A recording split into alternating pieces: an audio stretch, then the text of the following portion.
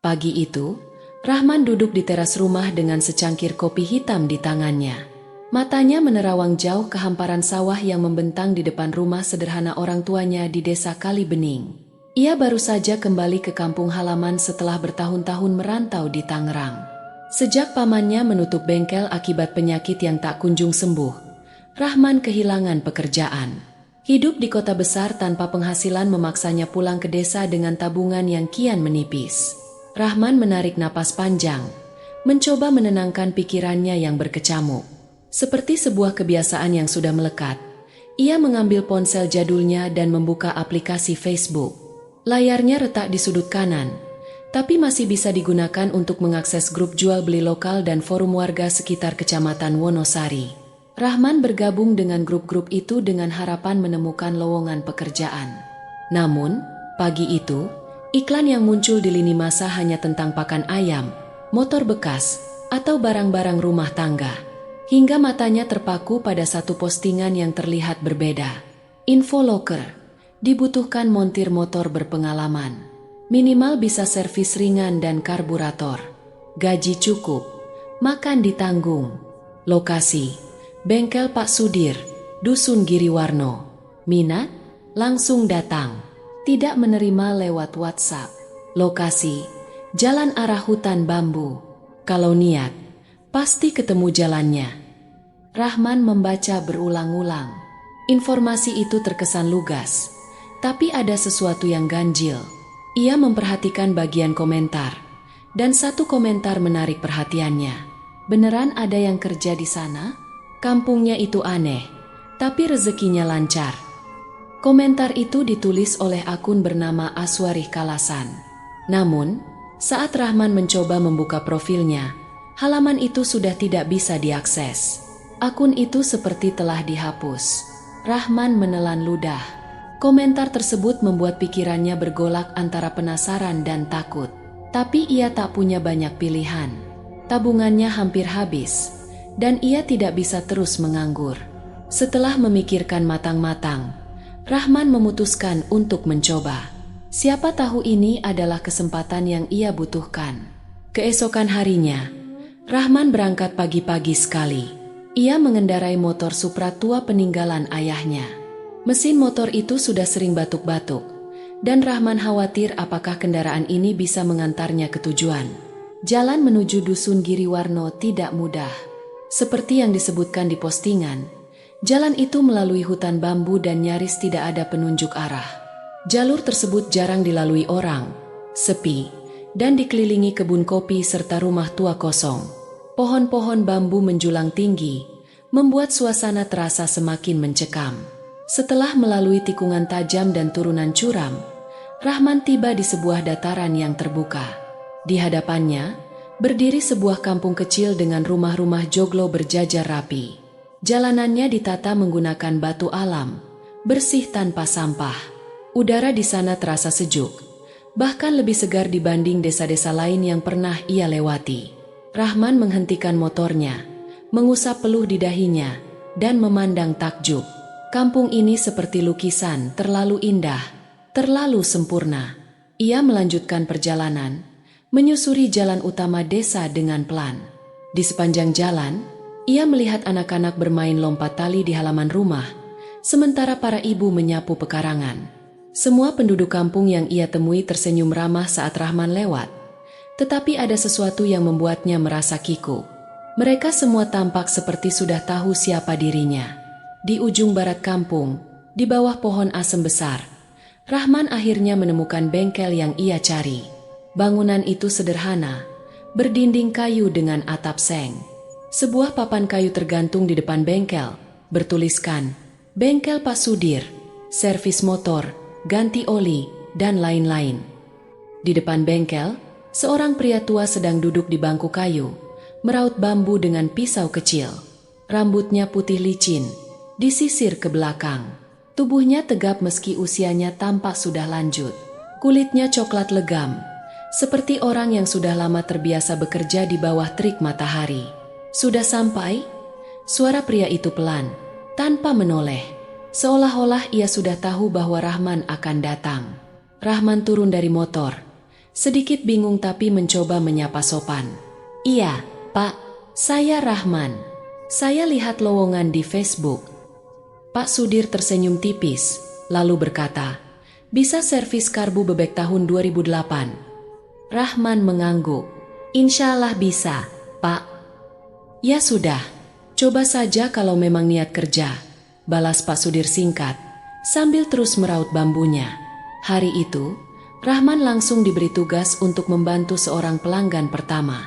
Seorang bapak parubaya datang membawa motor Revo lama, meminta ganti oli dan membersihkan karburator. Hal yang membuat Rahman terkejut adalah kondisi motor itu. Meski motor tua, tampak bersih luar biasa. Bahkan filter udaranya nyaris tidak berdebu, dan rantainya seolah baru diganti. Rahman menahan rasa ingin tahunya dan bekerja cepat. Ia membersihkan karburator dengan cekatan, memastikan hasilnya rapi. Pak Sudir hanya mengangguk singkat, seolah sudah tahu apa yang akan dilakukan Rahman. Waktu berjalan cepat. Hari itu, Rahman melayani beberapa motor lain. Para pelanggan yang datang, semuanya sopan, ramah, dan tersenyum. Namun, ada satu hal yang mulai mengusik Rahman. Setiap pelanggan terlihat seperti tidak memiliki urusan lain selain memperbaiki motor. Tidak ada percakapan panjang, tidak ada obrolan basa-basi. Semua serba cepat dan efisien. Saat matahari mulai terbenam, Rahman memberanikan diri untuk pamit. "Pak, saya pulang dulu ya. Besok pagi saya balik lagi." Pak Sudir mengangguk pelan. Namun, sebelum Rahman menaiki motornya, pria tua itu berpesan, "Kalau lewat tengah, ada warung tua di sana. Lewat saja, jangan berhenti, jalan terus." Rahman mengernyit mendengar pesan itu. Ia mengangguk tanpa bertanya lebih jauh. Dalam hati, ia mulai merasa bahwa kampung ini memang menyimpan sesuatu yang tidak biasa. Namun, ia mencoba untuk tidak berpikir macam-macam. Dengan hati-hati, ia menyalakan motor Supra tuanya dan mulai menelusuri jalan kembali ke rumah. Sepanjang perjalanan pulang, pikiran Rahman terus dipenuhi pertanyaan. Kampung itu terlalu sempurna untuk dianggap biasa, terlalu rapi untuk desa kecil di tengah hutan bambu. Ia tidak bisa mengusir bayangan wajah-wajah penduduknya yang terlalu ramah, seolah menyimpan sesuatu. Tapi untuk saat ini, Rahman memilih untuk tidak mengusik misteri itu. Tanpa disadari, ia sudah memasuki sebuah cerita yang akan mengubah hidupnya untuk selamanya. Pagi itu, Rahman bangun lebih awal. Malam sebelumnya, ia hampir tidak bisa tidur karena mimpi aneh yang terus menghantuinya. Dalam mimpi itu, ia berada di dalam bengkel Pak Sudir, tetapi suasananya jauh berbeda. Bengkel tersebut gelap, dindingnya retak, dan motor-motor yang ada di sana terlihat membusuk. Suara mesin terdengar meraung-raung, seperti memohon pertolongan, sementara Pak Sudir duduk diam di pojok ruangan. Wajahnya tak berekspresi, matanya menatap lurus ke arah Rahman tanpa berkedip. Dari belakang bengkel, terdengar suara ramai seperti orang mengaji, membuat suasana semakin menegangkan. Mimpi itu begitu nyata, hingga Rahman terbangun dengan keringat dingin mengucur di dahinya. Ia mencoba mengabaikan perasaan ganjil yang menyelimuti pikirannya dan bersiap kembali ke Giriwarno. Bagaimanapun juga, ia telah berkomitmen untuk bekerja di sana, dan ia tidak ingin mengecewakan Pak Sudir. Hari kedua di bengkel, Rahman mulai menyadari lebih banyak keanehan. Motor yang dibawa pelanggan, meskipun model lama, semuanya terlihat seperti baru. Tidak ada karat, tidak ada lecet. Bahkan bau bensinnya seperti motor yang baru keluar dari pabrik. Rahman mencoba untuk tidak terlalu memikirkannya, tetapi rasa penasaran itu tetap mengganggunya.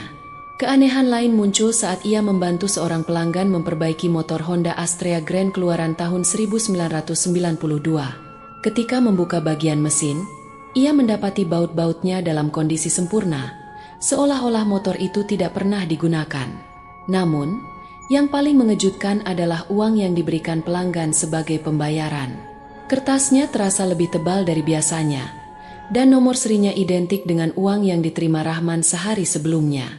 Semua uang di dalam kotak kayu tempat Pak Sudir menyimpan hasil pendapatan memiliki nomor seri yang sama. Rahman ingin bertanya kepada Pak Sudir, tetapi ia merasa ragu.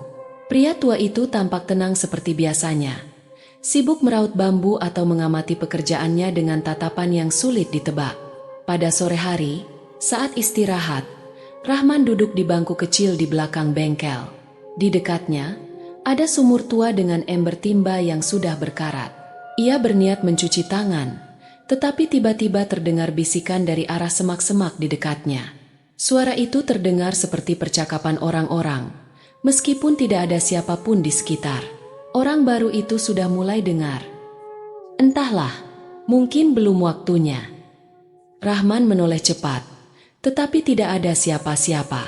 Ia merasa bulu kuduknya meremang. Sebelum sempat merenung lebih jauh, Pak Sudir muncul dari dalam bengkel. "Jangan terlalu banyak didengarkan," katanya pelan. "Kalau kamu mendengar sesuatu, itu tandanya kamu sudah dekat." Rahman tidak paham apa yang dimaksud oleh Pak Sudir, tetapi ia memilih untuk tidak bertanya lebih jauh. Nalurinya mengatakan bahwa ini bukan sesuatu yang bisa dijelaskan dengan kata-kata. Malamnya, Rahman pulang ke rumah seperti biasa.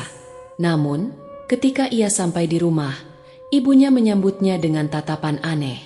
"Mas, tadi siang tetanggamu, si Triono, bilang lihat kamu duduk di warung dekat balai desa. Kamu katanya senyum terus dari tadi pagi sampai siang. Itu benar kamu, kan?" Rahman tertegun.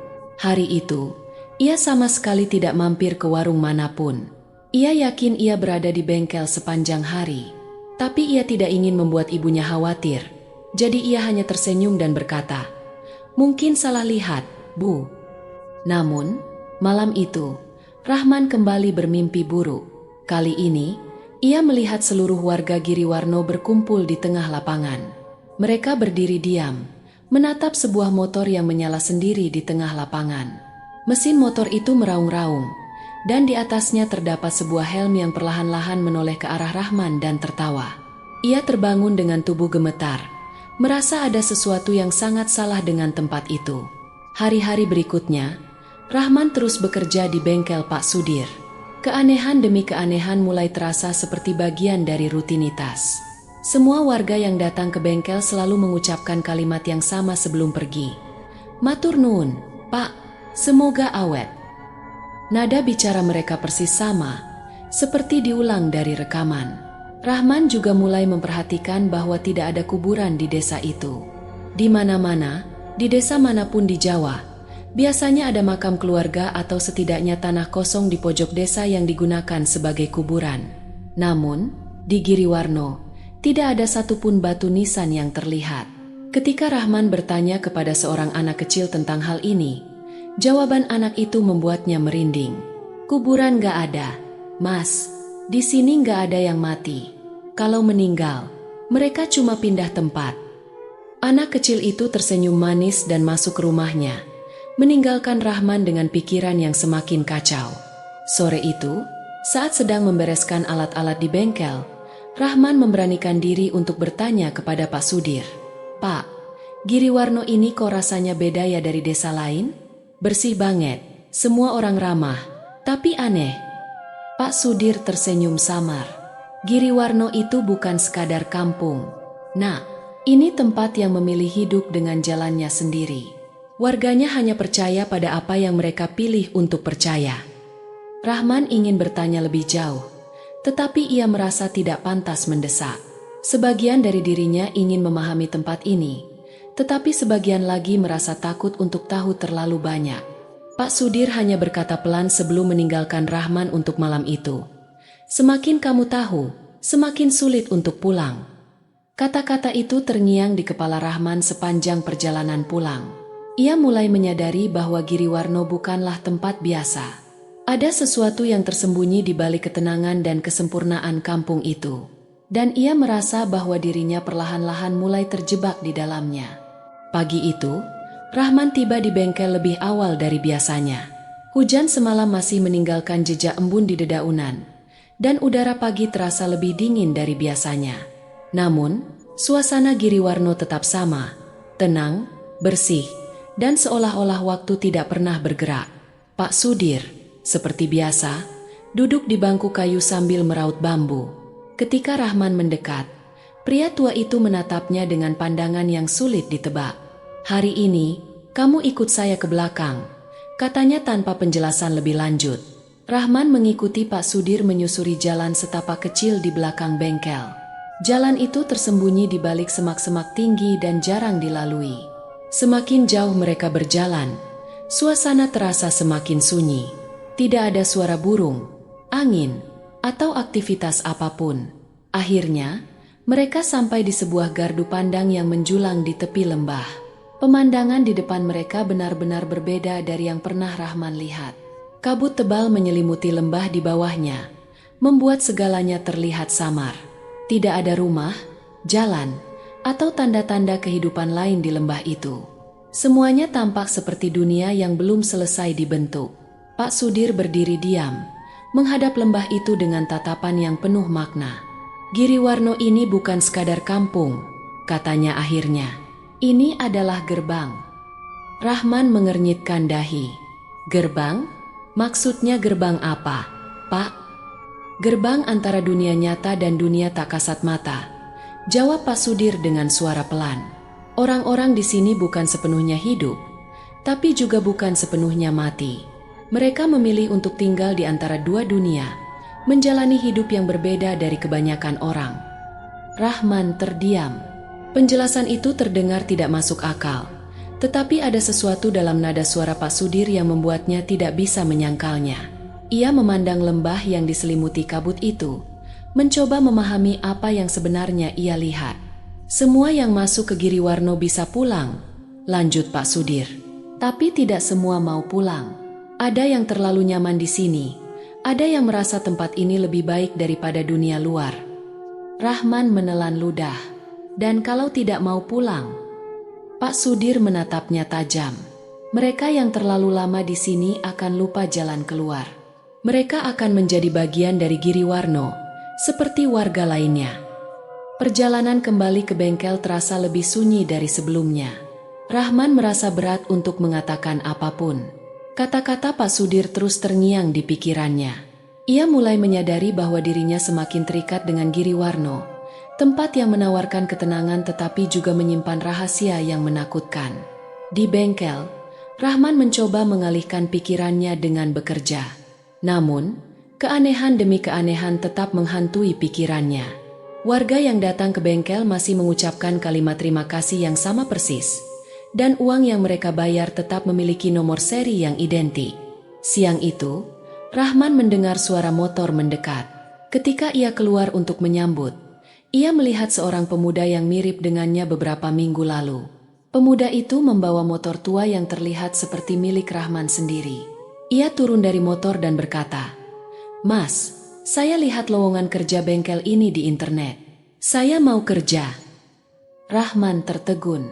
Pemuda itu tampak seperti dirinya saat pertama kali datang ke Giriwarno. Cara bicaranya, gayanya, bahkan ekspresi wajahnya, semuanya terasa familiar. Pak Sudir keluar dari bengkel dengan 2 gelas teh panas. Satu diberikan kepada Rahman, satu lagi kepada pemuda itu. "Kamu bisa bantu di sini mulai besok," kata Pak Sudir singkat kepada pemuda itu. Rahman merasa dadanya berdesir. Ia tahu apa artinya ini. Ia menatap Pak Sudir, mencoba mencari penjelasan. Namun, pria tua itu hanya berkata pelan, "Waktumu di sini sudah hampir selesai." Malamnya, Rahman tidak bisa tidur. Ia duduk di bangku kayu di depan rumahnya, memandangi jalan kosong di depan. Pikirannya penuh dengan pertanyaan. Apakah waktunya di Giriwarno benar-benar akan berakhir? Apa yang akan terjadi setelah ini?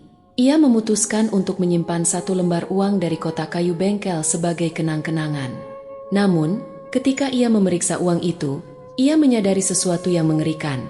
Semua uang yang ia terima di Giriwarno memiliki nomor seri yang sama, tanpa pengecualian. Rasa takut mulai merayap dalam dirinya. Namun, bersamaan dengan itu, ada perasaan lain yang lebih kuat, rasa tenang. Giriwarno memang penuh dengan keanehan, tetapi tempat ini juga membuatnya merasa damai. Ia tidak pernah merasa lelah bekerja di bengkel, dan setiap kali ia melangkah ke kampung itu, pikirannya terasa jernih. Rahman mulai memahami bahwa Giriwarno adalah tempat yang istimewa, tetapi juga berbahaya. Tempat ini bisa memberikan ketenangan, tetapi juga bisa membuat orang lupa akan dunia luar. Ia tahu bahwa dirinya harus mengambil keputusan. Apakah ia akan kembali ke kehidupannya yang lama, atau tetap tinggal di Giriwarno dan menjadi bagian dari kampung itu? Keesokan harinya, Rahman tiba di bengkel dengan perasaan campur aduk. Pak Sudir sudah menunggunya di depan bengkel. Seperti biasa, hari ini kamu akan melihat sesuatu yang terakhir sebelum pulang, katanya singkat. Rahman mengikuti Pak Sudir kembali ke gardu pandang di belakang bengkel. Kali ini, lembah di bawahnya terlihat lebih jelas. Kabut mulai menghilang, dan Rahman bisa melihat bayangan-bayangan samar di kejauhan. Pak Sudir menunjuk ke arah lembah. Itulah Giriwarno yang sebenarnya, katanya. Tempat ini bukan hanya kampung, tapi gerbang bagi mereka yang berada di antara dunia nyata dan dunia tak kasat mata. Rahman memandang lembah itu dengan perasaan yang sulit dijelaskan. Ia merasa seperti berada di ambang sesuatu yang besar, sesuatu yang tidak sepenuhnya bisa dipahami oleh logika manusia. Sekarang, keputusan ada di tanganmu, kata Pak Sudir pelan. Kamu bisa memilih untuk tetap tinggal di sini, atau kembali ke dunia luar. Tapi ingat, jika kamu memilih untuk tinggal, kamu tidak akan bisa kembali. Rahman terdiam. Ia tahu bahwa pilihannya hari ini akan menentukan hidupnya selamanya. Namun, ia juga tahu bahwa dirinya tidak bisa mengabaikan dunia luar begitu saja. Ia memiliki keluarga, teman, dan mimpi yang belum ia wujudkan. Dengan hati yang berat, Rahman akhirnya berkata, "Saya ingin pulang, Pak, tapi saya tidak akan pernah melupakan tempat ini." Pak Sudir tersenyum tipis. Itu pilihan yang bijak. Tidak semua orang bisa pulang dari Giriwarno. Kamu termasuk yang beruntung. Rahman tahu bahwa waktunya di Giriwarno sudah habis. Tetapi, ia juga tahu bahwa tempat ini telah mengubah hidupnya selamanya. Pagi itu, Rahman berdiri di depan bengkel Pak Sudir untuk terakhir kalinya. Matahari baru saja muncul dari balik bukit, memancarkan sinar lembut yang membingkai kampung Giriwarno dalam cahaya keemasan. Penduduk kampung mulai beraktivitas, namun semua tetap berjalan dalam kesunyian yang aneh. Pak Sudir berdiri di samping Rahman, menatapnya dengan pandangan bijaksana. Ingat, Rahman, tempat ini bukan untuk diceritakan kepada sembarang orang. Bawa apa yang kamu pelajari di sini, tapi biarkan rahasia Giriwarno tetap di sini. Rahman mengangguk. Saya akan ingat, Pak. Pak Sudir menepuk bahu Rahman sekali, lalu berjalan kembali ke dalam bengkelnya tanpa menoleh. Rahman mengambil napas panjang, memasukkan barang-barangnya ke dalam tas, dan menyalakan motornya. Motor itu menggeram halus, seperti memahami bahwa ini adalah perjalanan terakhirnya melewati kampung yang penuh misteri. Perjalanan keluar dari Giriwarno terasa berbeda dari saat ia masuk pertama kali. Jalanan sempit di antara kebun kopi dan hutan bambu tampak lebih suram, seperti enggan melepaskannya. Ketika ia melewati warung tua di jalur tengah, ia berhenti sejenak. Bangunan itu kini terlihat lebih runtuh daripada sebelumnya. Tidak ada lampu pelita, tidak ada bayangan orang, hanya keheningan yang menyelimuti. Rahman menarik gas, menghilang di tikungan jalan menuju desa asalnya. Sepanjang perjalanan, ia tidak bisa menghilangkan bayangan Giriwarno dari pikirannya. Tempat itu telah menjadi bagian dari dirinya, sebuah kenangan yang akan selalu melekat. Sesampainya di rumah, ibunya keluar menyambut dengan senyum lega. "Kamu pulang, Nak?" tanya ibunya dengan nada penuh haru. "Iya, Bu," jawab Rahman sambil memeluk ibunya. "Saya pulang." Setelah beberapa hari beristirahat, Rahman memutuskan untuk membuka bengkel kecil di samping rumahnya. Ia menamai bengkel itu Sudir Motor, sebagai bentuk penghormatan kepada gurunya di Giriwarno. Bengkel itu sederhana, dengan atap seng, dinding kayu, dan satu lemari perkakas. Hari pertama bengkelnya dibuka, pelanggan mulai berdatangan. Sebagian besar adalah tetangga dan kenalan lama yang penasaran dengan keahlian Rahman. Dengan ilmu yang diajarkan Pak Sudir, Rahman menangani setiap motor dengan hati-hati. Ia tidak hanya memperbaiki mesin, tetapi juga seperti berbicara dengan mereka, memahami apa yang sebenarnya dibutuhkan oleh mesin-mesin itu. Seorang pelanggan bernama Pak Min datang dengan motor tuanya yang sering mogok. Setelah diperiksa, Rahman hanya mengetuk beberapa bagian dan membersihkan saringan udara. Motor itu langsung hidup dengan suara yang halus. "Loh, kok bisa langsung hidup, Mas?" tanya Pak Min dengan nada heran. "Kemarin saya bawa ke bengkel di kota. Katanya harus ganti spol." Rahman tersenyum kecil. "Kadang mesin itu nggak perlu diganti, Pak. Cuma perlu didengarkan." Dalam waktu singkat, nama Rahman mulai dikenal di desa dan sekitarnya. Pelanggan dari desa-desa tetangga pun mulai berdatangan, membawa motor mereka yang bermasalah. Mereka semua kagum dengan keahlian Rahman, yang mampu membuat motor mereka terasa seperti baru lagi. Meskipun Rahman sudah meninggalkan Giriwarno, ia merasa bahwa tempat itu belum sepenuhnya hilang dari hidupnya.